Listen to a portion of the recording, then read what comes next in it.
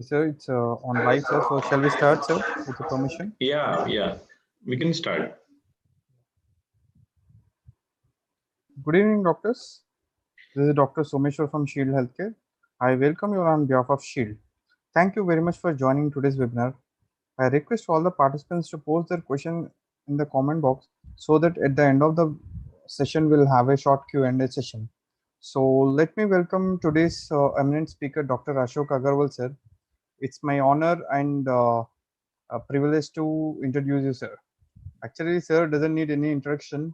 He completed his medicine and DGO and a diploma in gynecological endoscopic surgery from Germany, and trained in ultrasound at RCOG London, UK, and trained in ART at NUH Singapore, trained in embryology and at Medical Fertility School, Denmark, and he is a consultant obstetrician and gynecologist, infertility specialist, and endoscopy surgeon, and is a life member of FOXI, IAGE, ICER, and IMA. Thank you very much, sir, for giving your valuable time. And the webinar is streaming through Shield Connect, which is a digital platform of Shield Healthcare. And I request all the delegates to please do visit the Shield webpage to see all the past and upcoming webinars. And coming to the topic of today's is UTI New Approach. 1 in 5 women definitely will suffer with the UTI in once upon a time in the life. So let me welcome Dr. Ashok Agarwal, sir, to talk on UTI and its new approach. Over to you, sir. Thank you, Dr. Somesh, for your kind introduction. The topic which we are going to discuss today is UTI Newer Approach, but yeah, the disease is quite old. And this topic is very close to my heart because this is quite fascinating, because if you can make your patients understand about the disease, if you can spare some more minutes to your patients, this disease is more preventive in nature as compared to giving therapeutics to the patient. But you have to talk to the patient, you have to discuss with the patient, and most of the patients have a happy ending. So we will discuss the ABCD of UTI, which all my colleagues know. But again, coming to the days of anatomy and physiology, we'll just begin that the UTI, it involves a broad system starting from urethra to kidney. As we all know, most of the time, this is an ascending infection, because the bacteria which are harboring the periurethral areas, they are mostly the culprit. And if not taken care of, or if there are other associated compromising factors, the bacteria can wildly ascend right up to the kidney, giving a severe disease.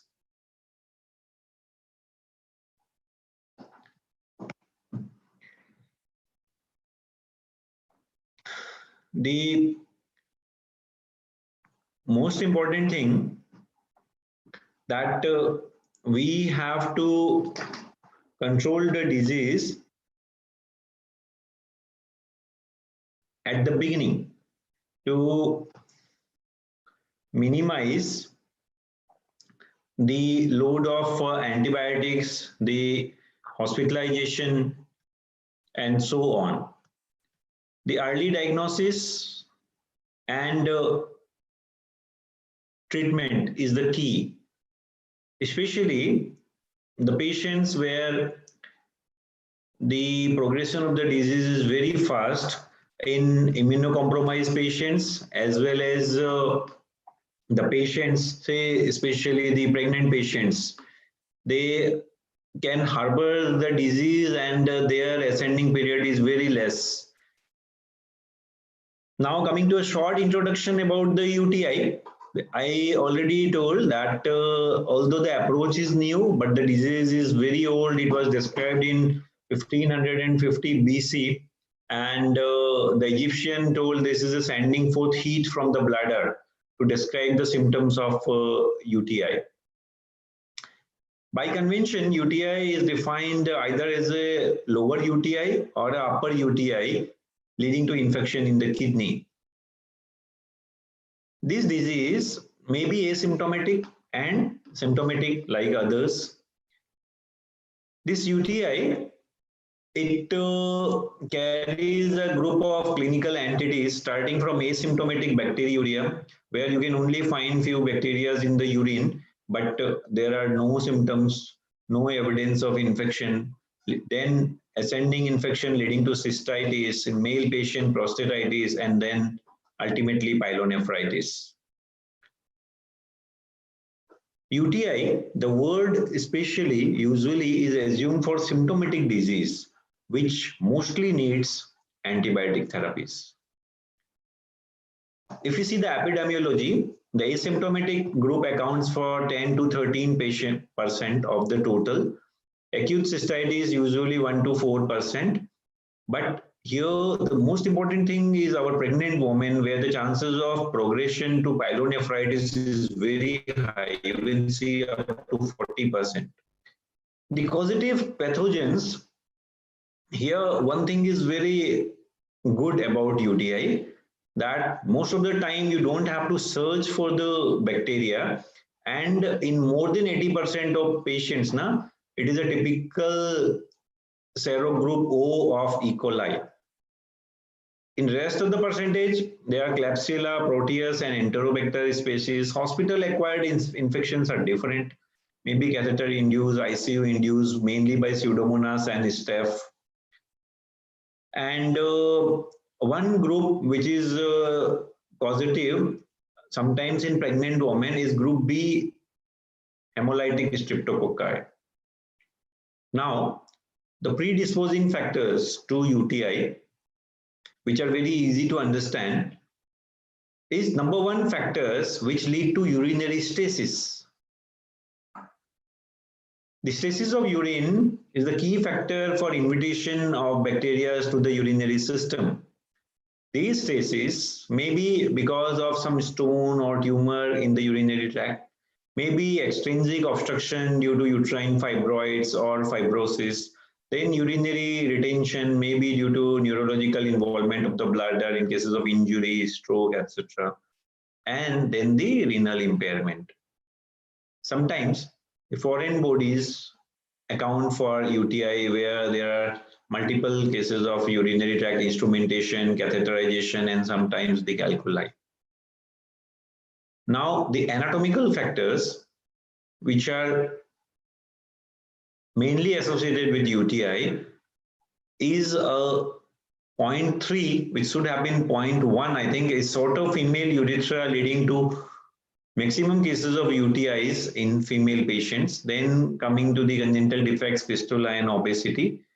And yeah, diabetes mellitus is the harbor of the disease, which is compromising your immune response. The bladder is filled with your glucose, and it's an inviting factor for the bacterial growth.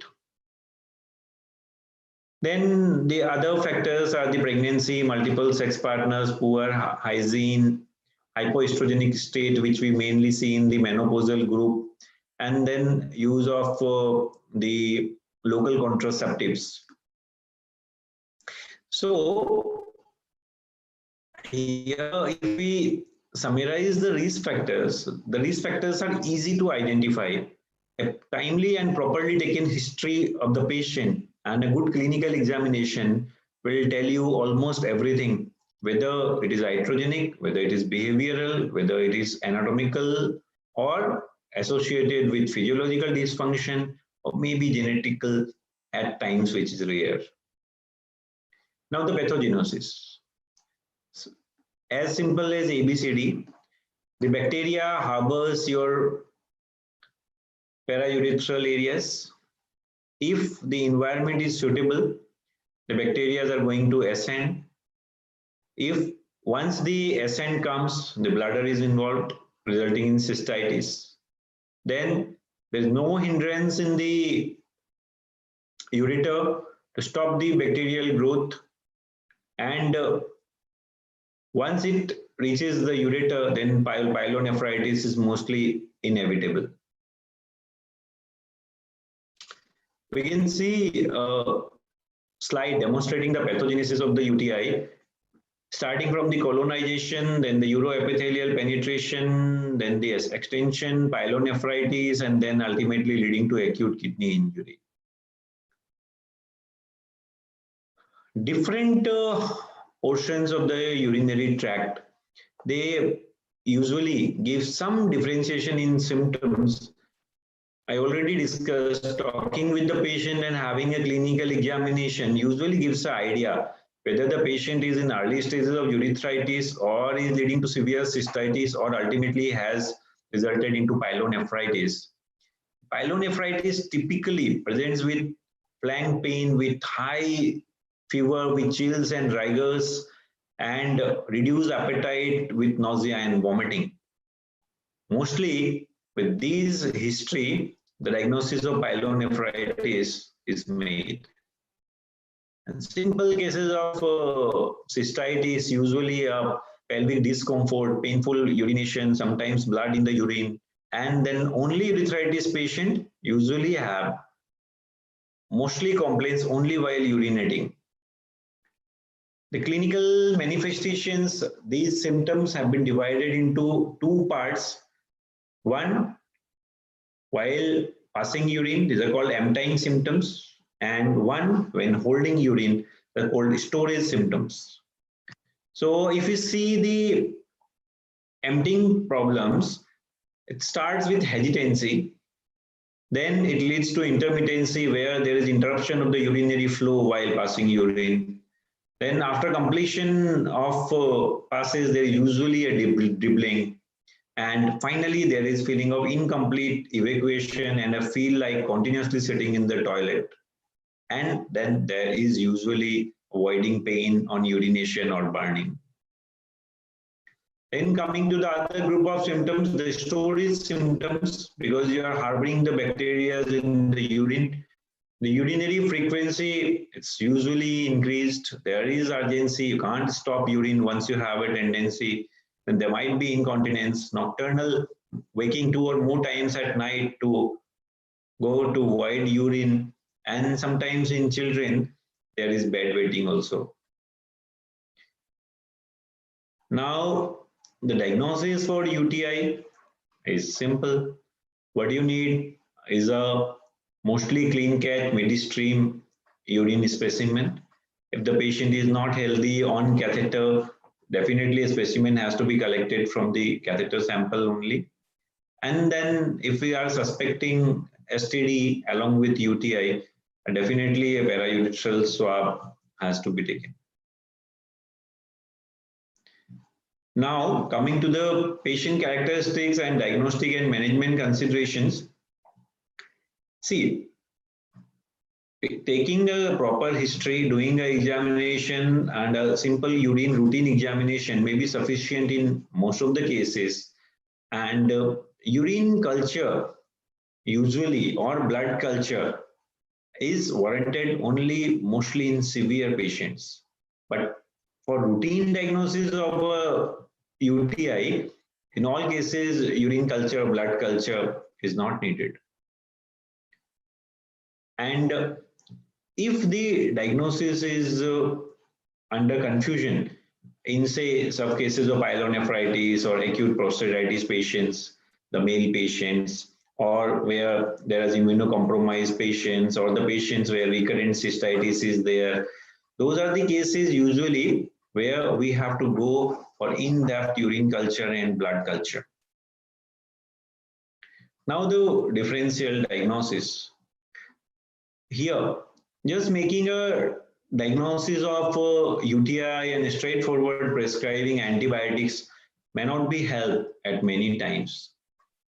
We have to have some differential diagnosis in mind, and there are some things which resemble cystitis, but it is not cystitis, like a syndrome called acute urethral syndrome, where there is dysuria, frequency, and pyuria, which resembles cystitis.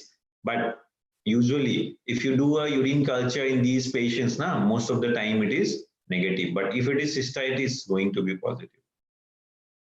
Then the other causative organisms of urethritis, which are common in especially female group where there are a lot of chlamydia and a lot of ureaplasma, and which are usually not detected in routine urine culture. Then comes the non-infectious cause. Sometimes cases of urethral stenosis, which may mimic the symptoms of UTI, but it's not UTI. Then the cases of pelvic floor dysfunctions, then atrophic urethritis leading to localized trauma and hormonal imbalance cases like in menopausal group, which is very common.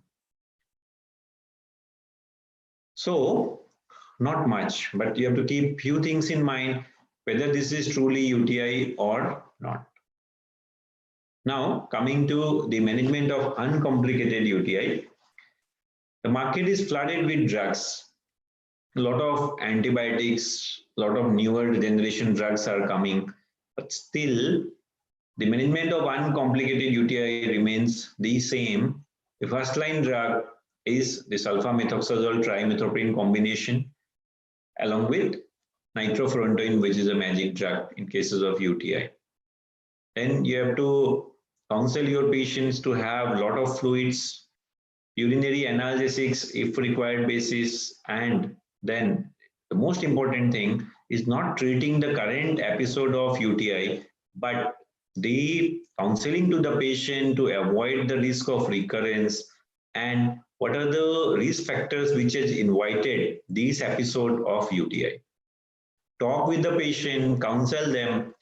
Your need for further antibiotics will reduce like anything. Now, coming to some routine managements like in simple cases of urethritis, where a course of doxycycline might be sufficient for 7 days or a straight dose of azithromycin can be given. Cystitis cases, yeah, usually the first line drug in uncomplicated cystitis is nitrofurantoin 100 mg BID for 3 to 7 days. Then again, equivalent drug is trimethoprim sulfamethoxazole for 3 to 5 days. If the case is a bit advanced and it's leading to the pyelonephritis, yes, if other criteria are satisfied, if the patients are immunocompetent and we find that it's not going to lead to septicemia, sorry, or the patient is not having so much of nausea, vomiting, flank pains, and we find that this will resolve, then a usual course of quinolone, ciprofloxacin 500 BID for 7 days might be sufficient, or we can put the patient on TMP SMX for 14 days in a BID doses. Now, coming to an interesting topic, which is not our business much, but yeah, it is interesting. UTI in children. Most of the time, the pathogenesis remains the same, but here the more accountability is because of less intake of fluid, a bit poor hygiene, then retaining urine most of the time. The drug combinations are more or less same, but here it's very difficult for children to counsel them. You have to counsel the parents that this is the disease which, if neglected, can lead to your recurrent visits to the pediatrician. Now coming to a non-pregnant woman category, here the examination, most of the patients, they are usually associated with some or other features of STD or vaginal discharge most of the time, and the antibiotic treatment is the mainstay for this group of patients.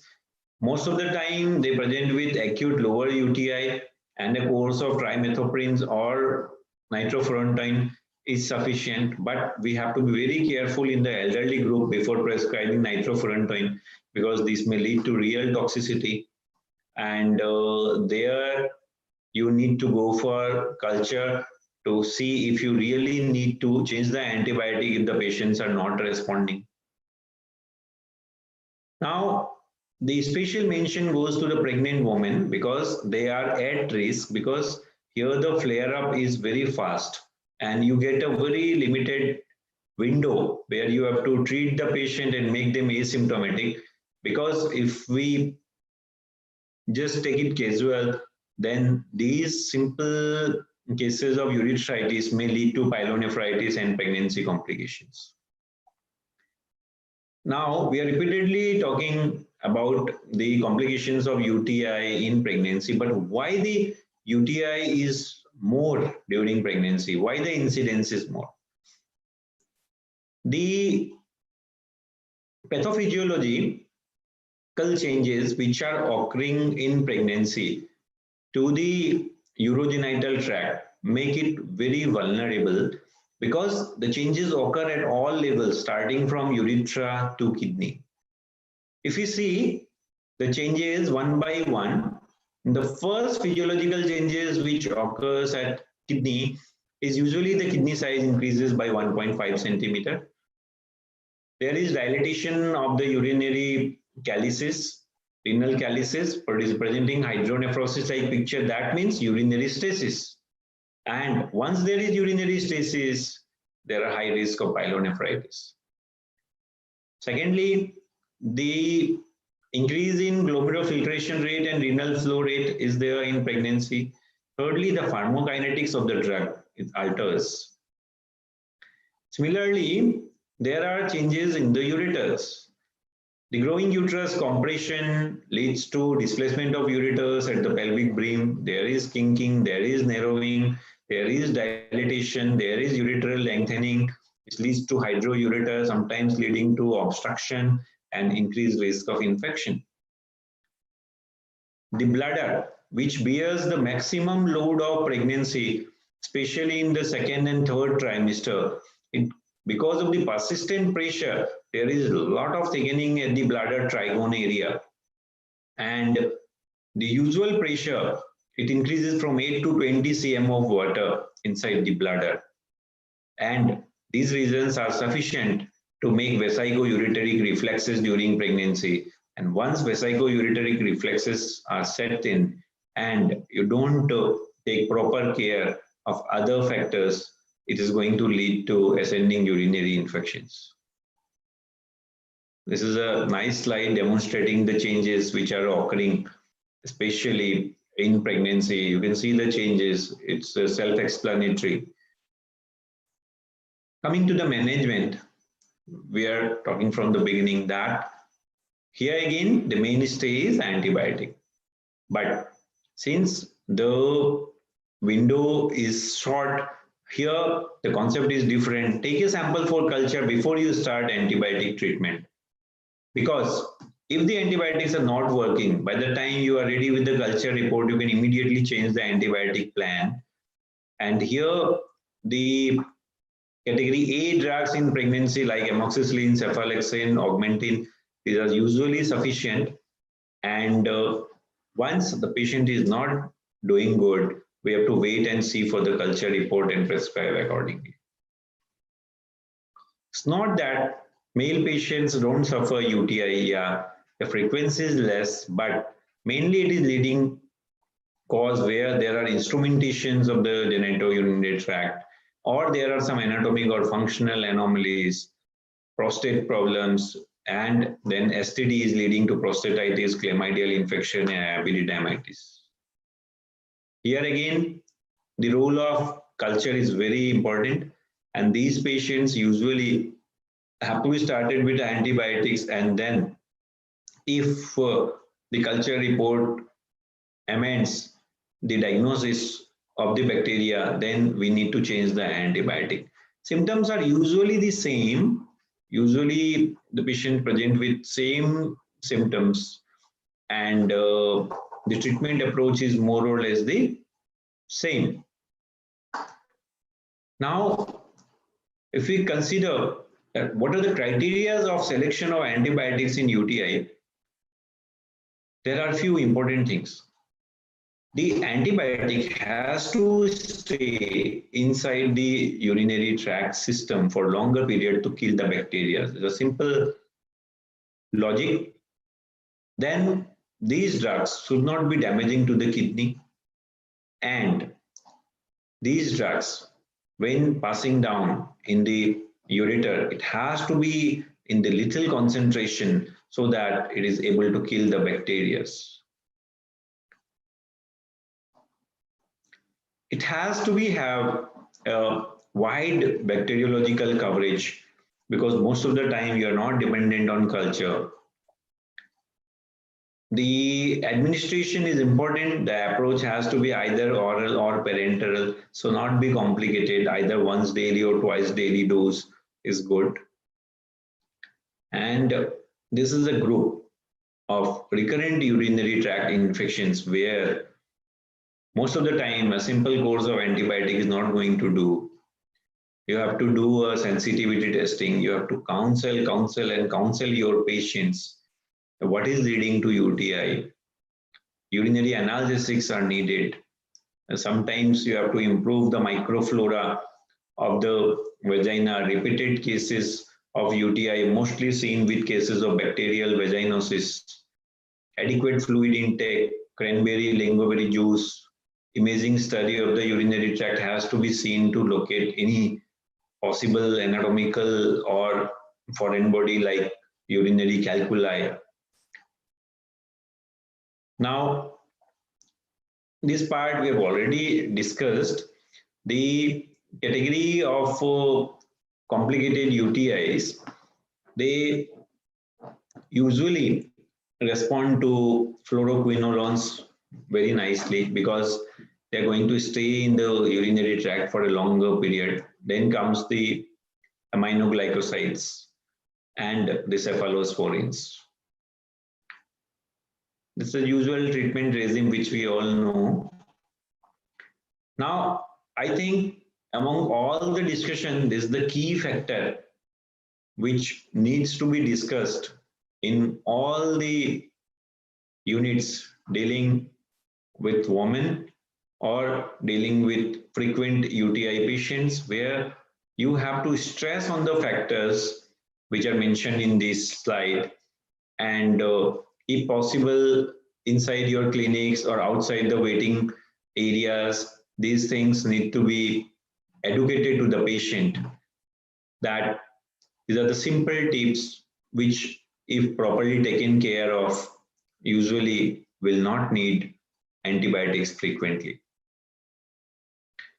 Now we are talking about a combination thing which still people have designed, and usually the response which we see in our clinical practice is good.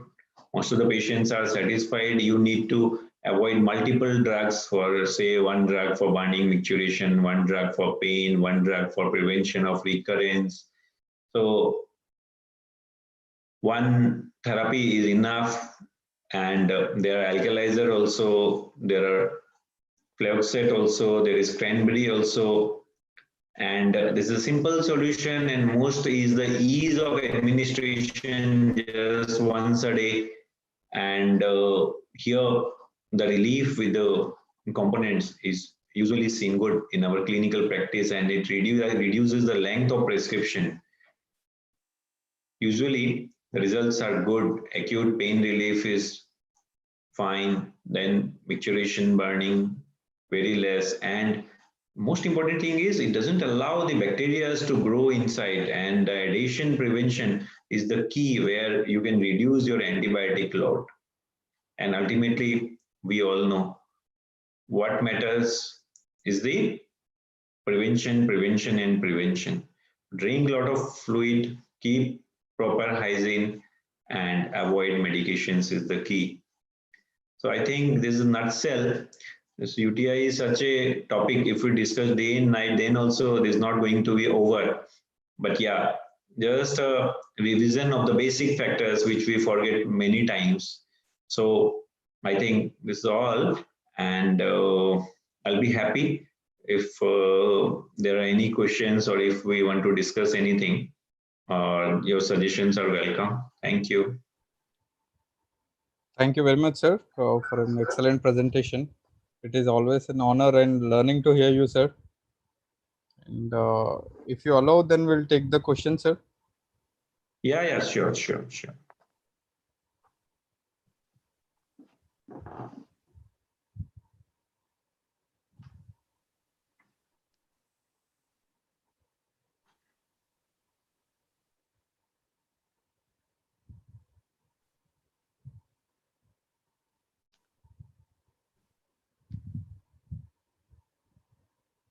Sir, we have a question. What is the treatment for asymptomatic UTI in pregnancy?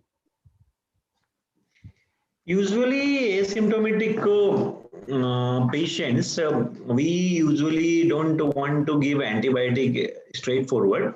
If the patient is totally asymptomatic, then usually we try to see what is the type of bacteria involved. If we can counsel the patient to have a lot of fluid and keeping hygiene and to notify as soon as the symptoms come. But yes, if the patient is diabetic or immune compromised or there are risk factors, we straightforward go for a 3 to 5 days course of antibiotic most of the time.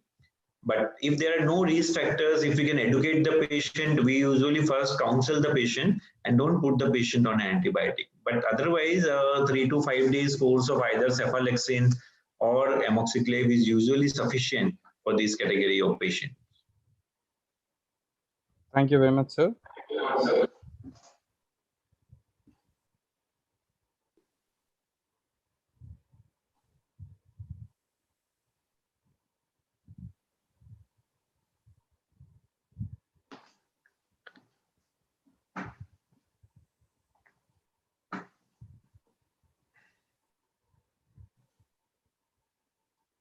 We have one more question, sir. Can we give probiotics for UTI infection?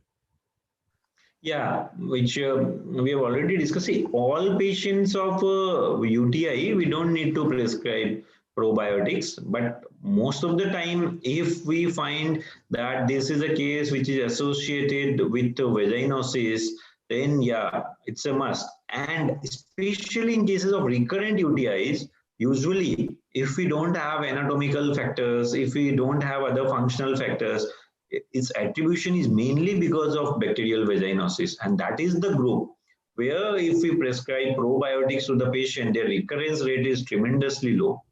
Immune compromised patients, yes, mostly we prefer a course of probiotics along with antibiotics because there you can't take chances. And but otherwise, for routine patients, to all patients, usually we don't prescribe. Thank you very much, sir. We have one more question. Is there any effect in fetus in case of UTI in pregnancy? Yeah, definitely, because it's a ascending infection, and the ascending UTIs may very easily approach the fetus, can very easily involve the membranes and the amniotic fluid, and many times you see septicemia of the baby at birth, and it can lead to severe complications of the fetus. And this is a group where if we don't control the thing, it may even lead to meningitis and it may have a very poor fetal outcome. Sometimes in severe cases, even there are IUFDs noted. So if a pregnant patient is coming with features of UTI, then we cannot neglect any of these patients. And sometimes if you have more than one risk factor, say the patient is diabetic or patient is having history of repeated urinary tract infections prior to pregnancy also, this is a category where we immediately go for antibiotics along with urine culture, and we don't leave the patient until the patient is symptomatically free or a repeat urine examination shows a clear urine. Because this is lethal at times, many cases go unnoticed, and simply once you take the history back, you find that yes, this patient was suffering from repeated UTI, and that is the most common factor which is leading to ultimately poor fetal outcome. Thank you very much, sir.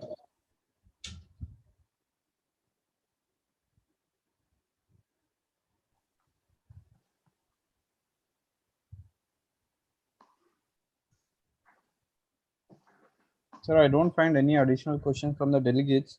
If there are any further, then we will pass it to you for their clarification. Okay. Yeah. Thank you very much, sir, for the excellent presentation and for giving your valuable time. And we look forward for your support for the upcoming educational activities as well. Thank you very much, sir. Right. Always there. And thank you for giving me this opportunity. And yes, still is the innovative company in getting specialized products, which we usually don't get it from other companies with good response. So yeah, we thank you for giving we doctors the handful of good products for our patients, and keep updating, keep bringing new things, innovative products. That is Shield. Thank Sure, you. sure. Doctor is me, Rajiv Nag, Regional Manager. Definitely, sir. We'll Rajiv, keep the how are spirit high, you? and Fine, we appreciate your fine. Thank you, comments. sir. Nice to see you, sir, कैसे हो on आप? the Zoom. And thank you very much, sir, for sparing your valuable time, sir. I know in your busy and hectic schedule, you have managed the time. All the I delegates who are deeply passing out. appreciate the wonderful presentation, sir, you have made. Thank you, Evening. Rajiv. Thank you so much, sir. Thank you so much. Thank you. Thank you. Yeah. Thank you very much, sir.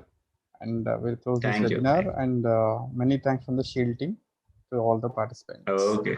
Thank you, sir. Thank you. Thank you.